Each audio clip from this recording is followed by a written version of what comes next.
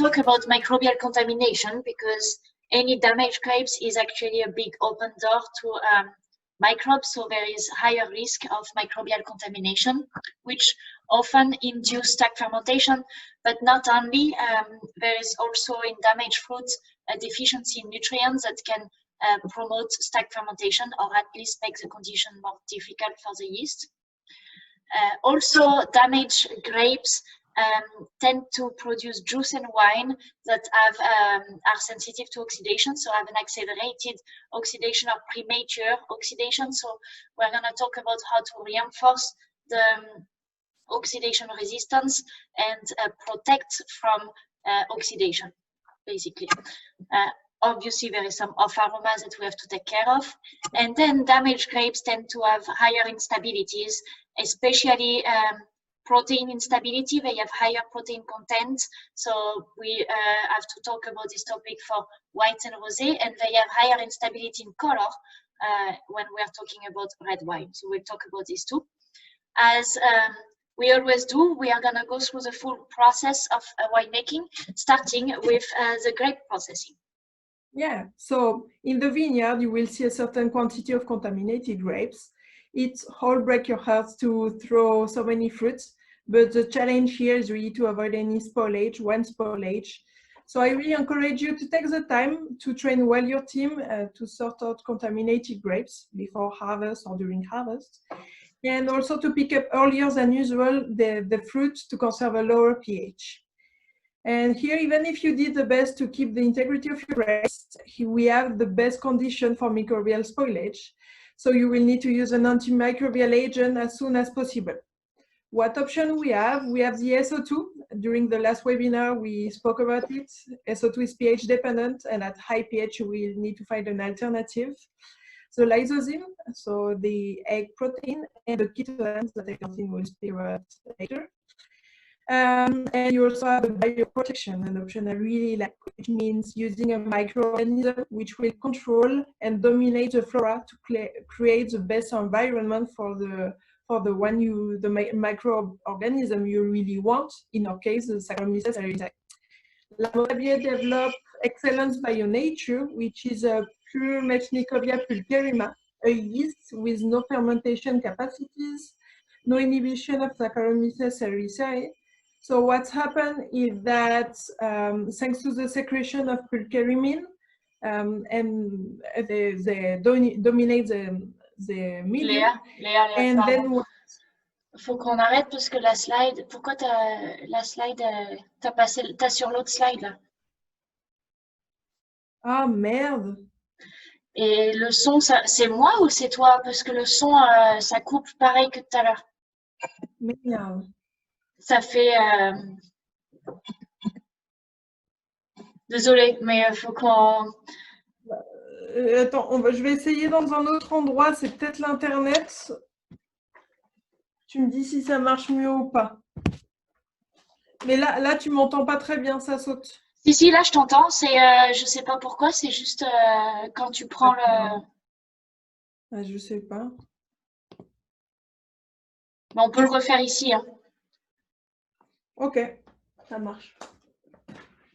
J'étais bien là. Je crois que c'était... Mais ouais, mais d'un coup, je me suis dit, bah merde, elle est encore en train de parler de la slide avant et j'ai pas touché. Hein. Ouais, c'est ça. C'est passé. J'ai pas touché. Ah non, moi là, je le refais pas, là, c'est tout tour. L'intro, elle est passée. L'intro, ça prend 2 secondes. Je vérifie que je suis bien. Parfait. Hop. Allons-y. Attends. C'est bon? So in the vineyard, you will see a certain quantity of contaminated grapes. It all breaks your heart to throw so many fruits, but the challenge here is really to avoid any wine spoilage. I really encourage you to take the time to train well your team to sort out contaminated grapes, even during or before harvest, and also to pick up the grape earlier than usual to conserve a lower pH. And even if you did the best to keep the integrity of your grapes, here we have the best conditions for microbial spoilage. So you will need to use an antimicrobial agent as soon as possible. What option we have? Well, the SO2, which is our most common one, and we said during the last webinar that SO2 is pH dependent, and at high pH, we need to find an alternative. The lysozyme, which is the egg protein, and the chitosan that Eglantine will speak about later. And finally, a really good option, and one I really like, is the bioprotection, which means control and dominate the flora to create the best environment for the one you really want, in our case, the Saccharomyces cerevisiae. La Motabier developed excellent nature, which is a pure Mechnicovia pulcherrima, a yeast with no fermentation capacities, no inhibition of Saccharomyces cerevisiae. So what's happened is that they colonize with a strong dominance thanks to the secretion of pulcherrimine, and when fermentation starts, the Saccharomyces takes the control. No flavor production and resistance to difficult conditions. How to use it? You just have to sprinkle it directly on the grapes. It can be as soon as possible, so it can be directly in the bin during food processing, or at in the tank. It can reduce or replace the use of SO2. And considering the big challenge to avoid more spoilage with contaminated grapes, Excellence BioNature is a great tool to protect them, and more in high pH conditions where SO2 is not as effective. Now I will let Eglantine speak about the use of tannin to protect your grapes. Thank you, Leah. So yeah, the second step to take care of when we're talking about damaged fruit is protecting your grapes from oxidation. Mostly we are talking here about oxidative enzymes, so enzymatic oxidation. These enzymes are very present in a much higher concentration when we are talking about damaged fruits, especially when there is botrytis, there is a lot of lacase, and we have to take care of them. So for this, sulfur can be an option, but you need a very high amount of sulfur to be effective, which is not always what we want to do pre-fermentation. So there is some alternative to sulfur, or some tannins, sacrificial tannins, that you can use in addition to sulfur. Here we have two tannins that we are going to talk about. We have the tannin gallic alcohol, which is a pure gallic tannin. We use it on whites and to make rosé, as well as the tannin itself is actually very low color. You sprinkle it on the grapes as soon as possible. That's the best way, in the vineyard if possible. Otherwise, during the process or even in the press pan, it will still be active and good protection. And yeah, you don't have to dilute it or rehydrate it. You just sprinkle it on the grapes, 10 to 15 grams per hectoliters. When we are talking about the protannin R, it is a pure proanthocyanidinic tannin that is developed for red grapes. So we sprinkle it on the grapes, same thing, no need of rehydration. It is instantaneously soluble tannin, 180 to 200 grams per ton. Just sprinkle on the grapes and it's gonna do the job of protection. As sacrificial tannin, these two tannins has been selected to have a strong interaction with protein, especially PPO and lacase. Polyphenol oxidase and lacase are the two oxidative enzymes that you do want to inhibit, basically, because they are in a higher levels in damaged fruits. So these tannins are very good for this. Then you want to scavenge oxygen radicals, and they also interact strongly with protein, which means that we can reduce the protein content. In white and rosé means lower bentonite needs, so we help protein stability. In red, it means better color stabilization, because our own color and phenolic compound don't react or don't get lost with protein reaction, as you can see in the graph here. So here in the picture, sorry. The control here is actually a control wine that has been contaminated with botrytis. As you can see, the color is pretty low and it is kind of milky, which is due to a protein haze. When we are adding 10 grams per hectoliters of protannin R or 20 grams per hectoliters of protein R, the color intensity, as you can see, is increasing with the dosage. So we really protected our own phenolic compounds working on the color stabilization, but also we eliminate this hazy, milky nuance that is due to protein haze. So we stabilize for protein too. So these two tannins are very essential to use on grapes as soon as possible to protect from oxidation and to prevent protein haze and loss of color. The next step is about preparing the juice. So here we are talking about whites and rosé, and this is an essential step. Really essential because if we do prepare the juice properly, we will be able to really deal with normal condition juice, so normal condition wine, and we can completely eliminate the fact that the grapes were damaged. So this step is able to fix many problems. There is two steps in the juice preparation. The first one is a clarification.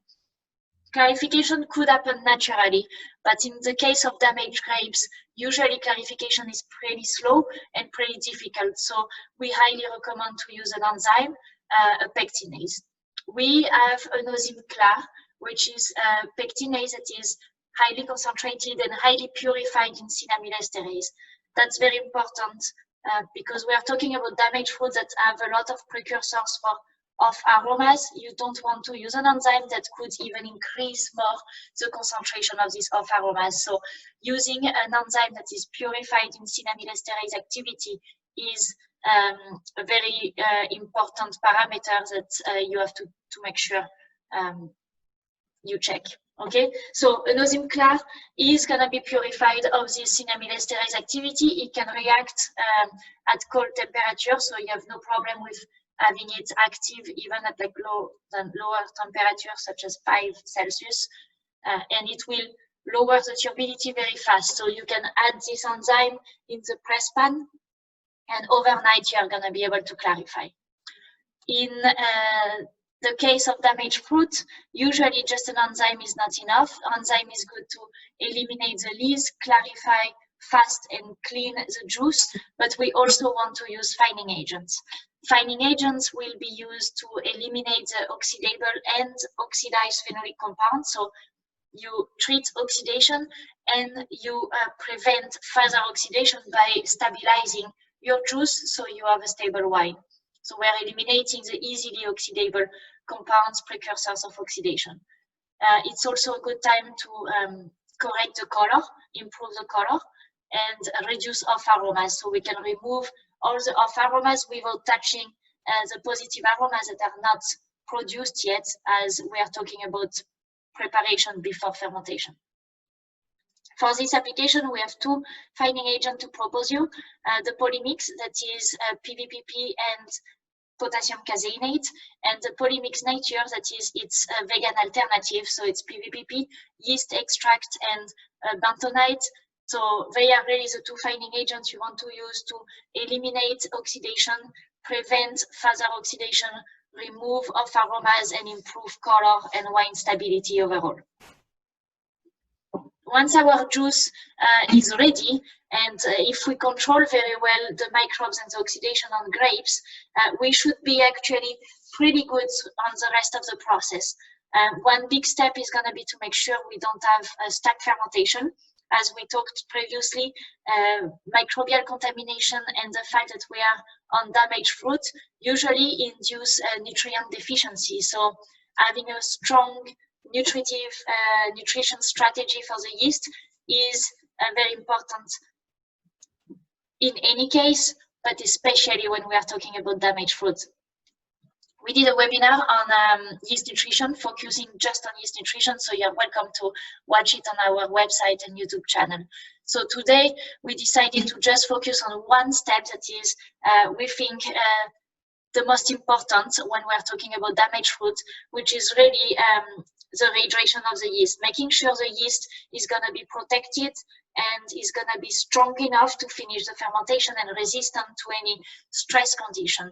When we are talking about damaged fruit, we are talking about stress. There is a toxin present, there is a low turbidity because you have to clean the juice, and usually there is some VA levels already, or even like higher sulfur sprays that can be inhibiting the yeast development. So we need to make sure the yeast is strong and ready to go.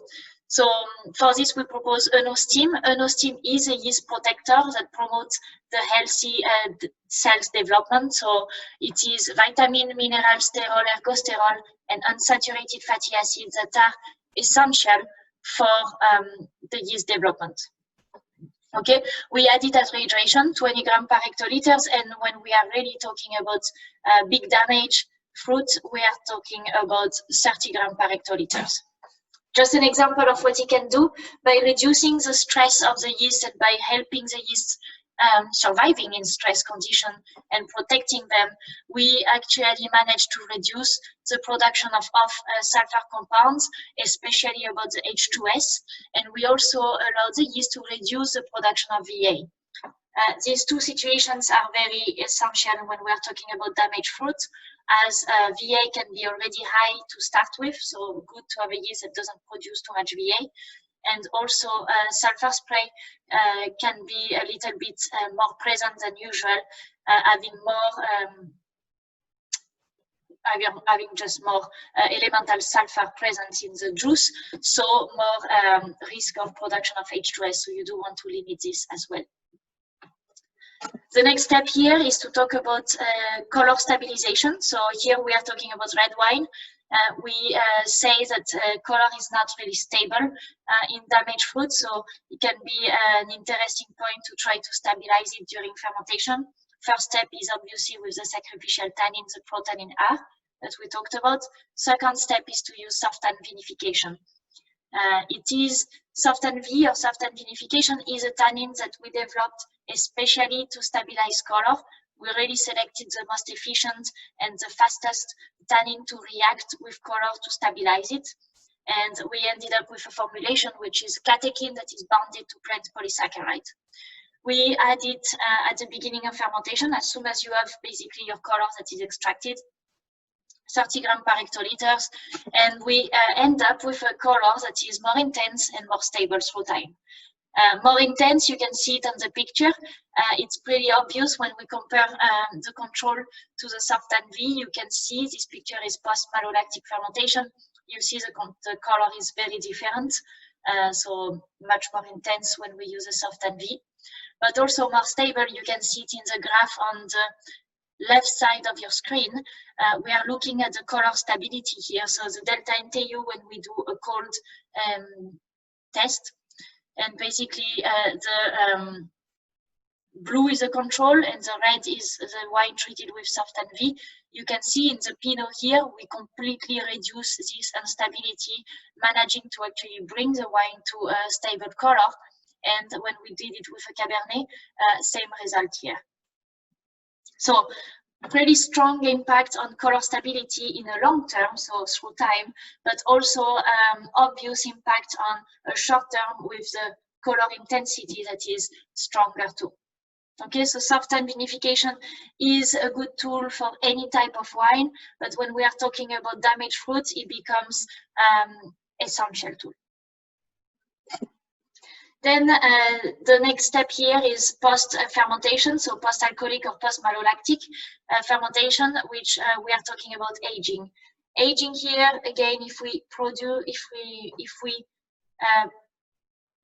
protect our grapes and our wines through the full process that we talked about previously, when we arrive at aging, we are just talking about prevention.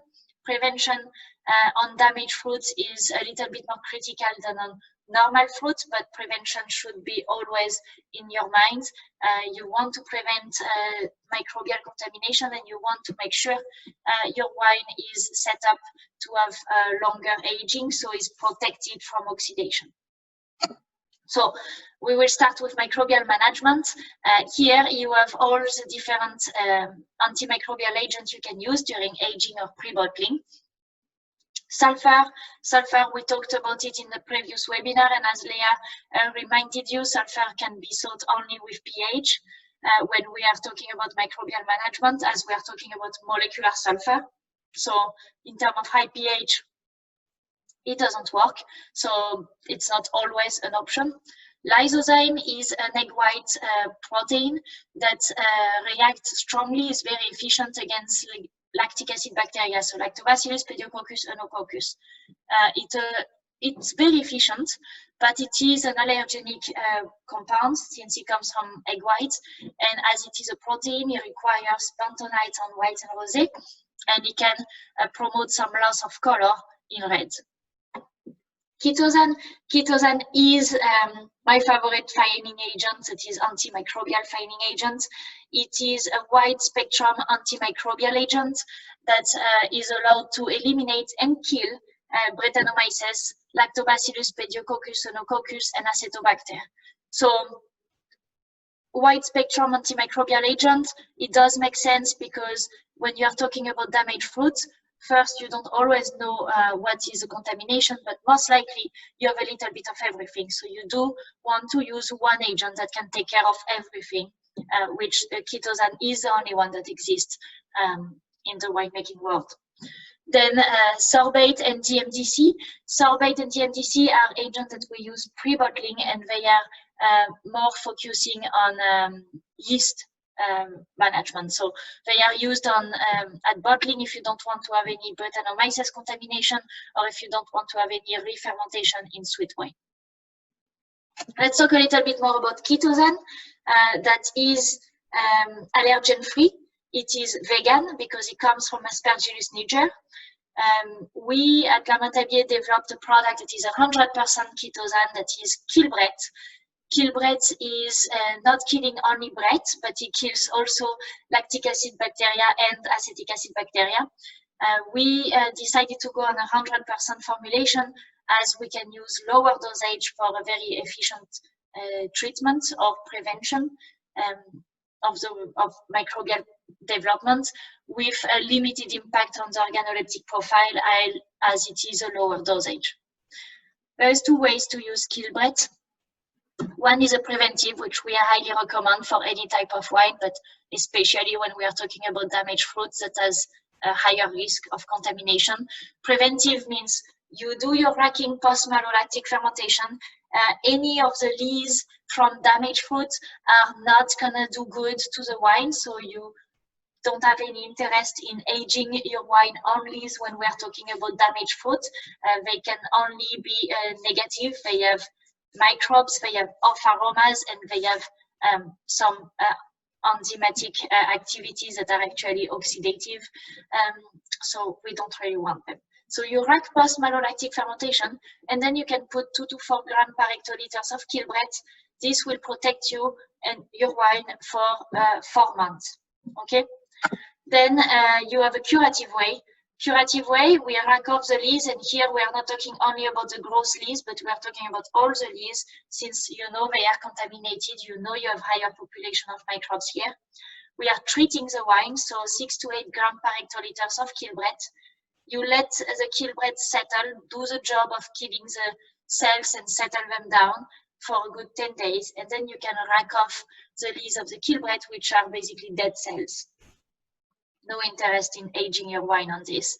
And at this point, you can add 2 grams per hectoliters of Kilbret just to maintain the protection for a good 4 months. Okay, so these are the 2 applications for Kilbret. Basically, we highly recommend the prevention one. Then the second point that we want to talk about during aging is oxidation. Here you have a full chain of reaction that can happen during wine oxidation. It happens that when we are talking about damaged fruits, so wine from damaged fruits or damaged grapes, we have these reactions are usually faster, just because the wine is more sensitive. So I'm not going to go through everything. We did previous webinars that are focused on oxidation. I'm just going to go through the different steps that you can do to prevent or increase your wine resistance and your aging potential of the wine. First thing, pretty obvious, limit oxygen contact, limit dissolve oxygen. So use good equipment, be careful when you do any pumping, use inert gas if you do any transfer movements, top properly your barrels, you know, just good cellar practices. Second step is more for whites and rosé, and it is to eliminate precursors of oxidation, so phenolic compounds, by finding agents. So with polymix nature, polymix or caseinic, that is a pure casein. We talked about it previously. It's always better to do this on juice, so you don't have any impact on the positive aromas, but you can still do it in wine if you still have some remaining oxidation precursors and phenolic compounds. The third step is to catch the radical. So what happens here is, in fact, your oxygen is going to get activated into a radical. This radical is going to be promoting all these oxidation reactions, starting with reacting with a phenolic compound. So catching the radical, that's actually more for red wine, where we don't want to eliminate our phenolic compounds. So we have to make sure the radical is or not present, or we can catch it before it oxidizes our phenolic compounds. To have it not present, we can lower our redox potential. This will help reducing the speed and reducing the amount of radical produced. The second thing is to catch it. So for this, we can use tannins such as Vinitan Advance, that is a grape tannin, very good to lower your redox potential. Tannessence volume, untoasted oak tannin, very good also for redox potential. And then we can use lees or manoprotein. Again, lees, be careful with the lees. When I talk about lees here, I'm talking about clean lees from probably another wine than not coming from damaged fruit. If your own lees from the damaged fruits are still in your wine, it's not gonna be positive. So, or you use a manoprotein product or yeast-derived product, or you use lees from clean wine. Okay. The last point here is to use glutathione. Glutathione is a natural antioxidant compound naturally present on grapes. So if we protect our grapes until wine, we still find it in wine. But if in damaged fruits, you usually tend to oxidize the glutathione, even if you are very cautious during the grape processing, your glutathione levels are pretty low. So increasing your glutathione content in wine is essential to manage your redox potential and also to elongate the shelf life of your wine and to improve your the wine resistance to oxidation.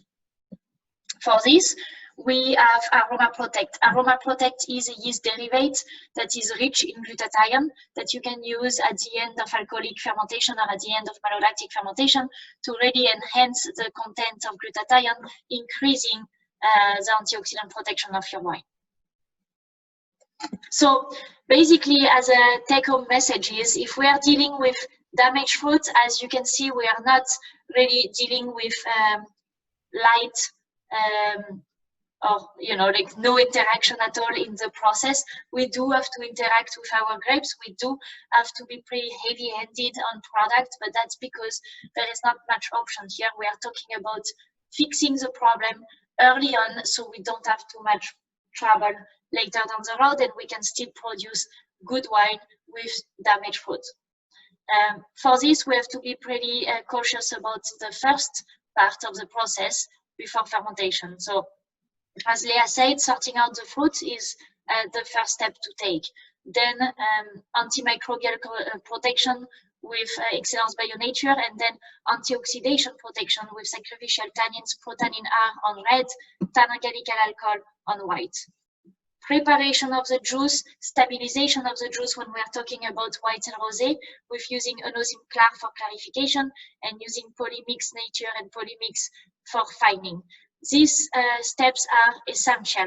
Until here, really, it will help you having fruits that can completely be fixed, and then you can deal with your wine as it was a normal wine. On the second level, we have obviously managing your fermentation properly to avoid stack fermentation. So enostem is going to be a key step here for the rehydration of your yeast. soft vinification to stabilize your color during fermentation. Then post-malolactic or post-alcoholic fermentation, a racking of the growth lees to eliminate any compounds that are unstable and any microbes that are present, and then use kill breath as preventive, 4 grams per hectoliters, and aroma protect at 10 to 20 grams per hectoliters to really help enhancing this natural antioxidant protection and resistance of the wine.